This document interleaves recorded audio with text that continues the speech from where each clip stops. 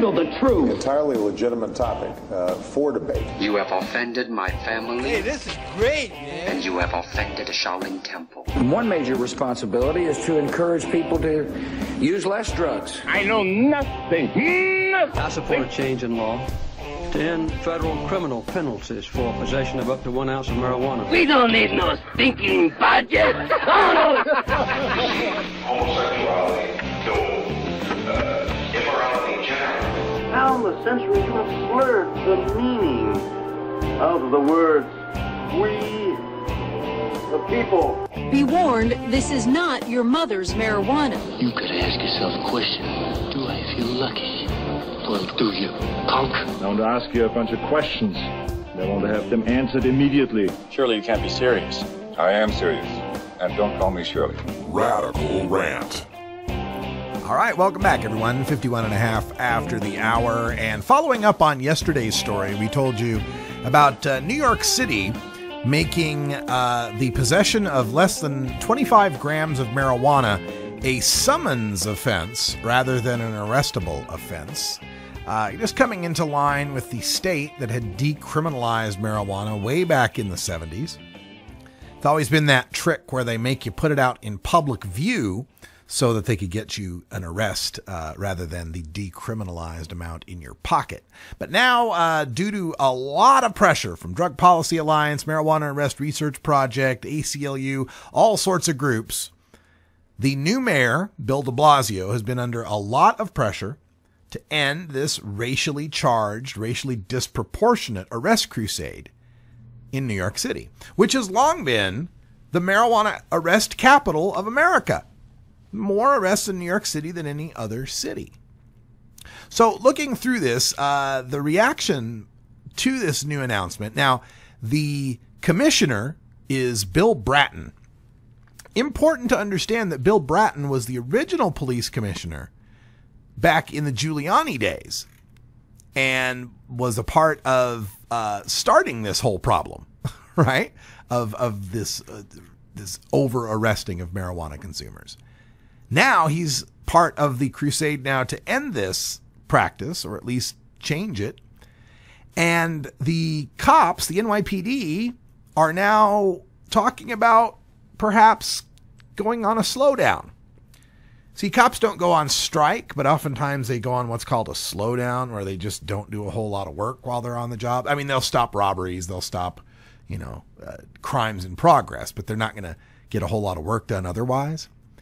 According to this piece in the New York Daily News, that the cops think Mayor de Blasio cares more about his progressive agenda than enforcing the law. This is according to the union chief, the Sergeants Benevolent Association president, Ed Mullins, says, quote, "Some guys are really blaming de Blasio. The guy just doesn't get it with this whole far left agenda, and he's putting cops in a bad spot," end quote. So Mullins predicts that marijuana dealers will just stash their pot in smaller bags.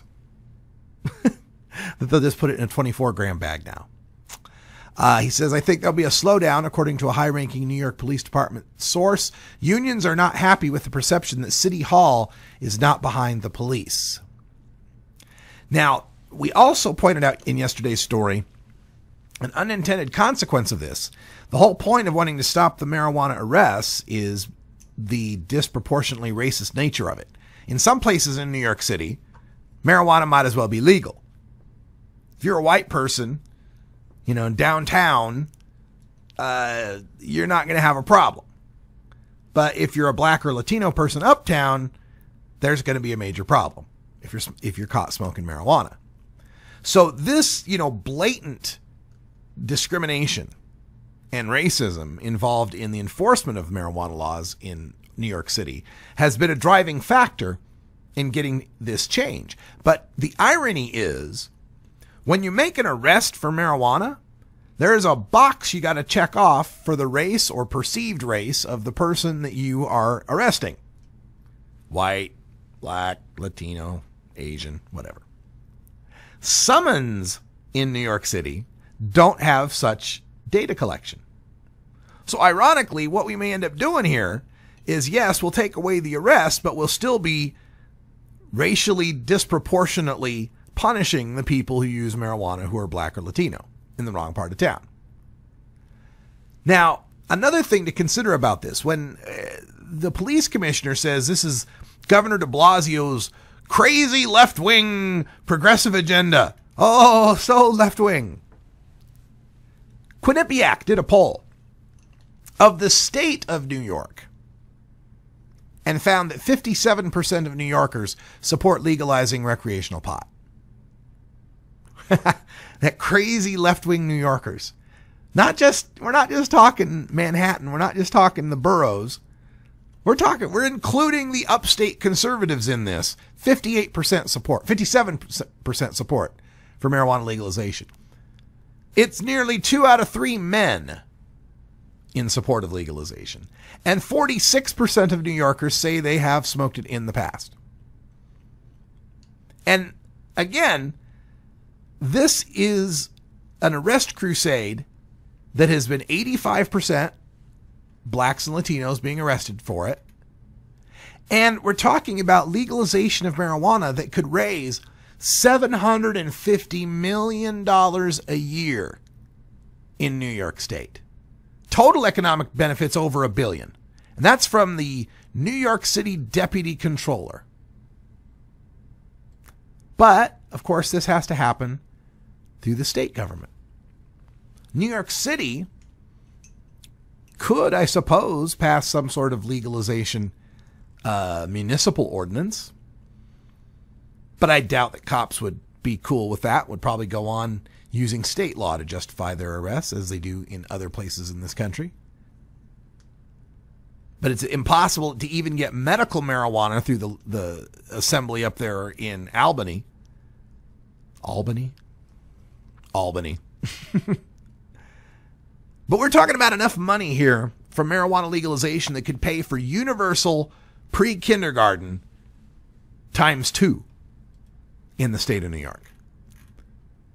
The city has gone from 2,200 murders a year back in 1990 to just 269 murders this year. The city has gotten safer, and yet pot possession has become the leading cause of arrest in New York City. Back in 2011, at its peak, 150 arrests per day for marijuana possession in New York City. It's time for New York to just join the other states that have seen the wisdom in legalizing marijuana. To think that you'd ever end marijuana smoking in a place like New York City is ridiculous.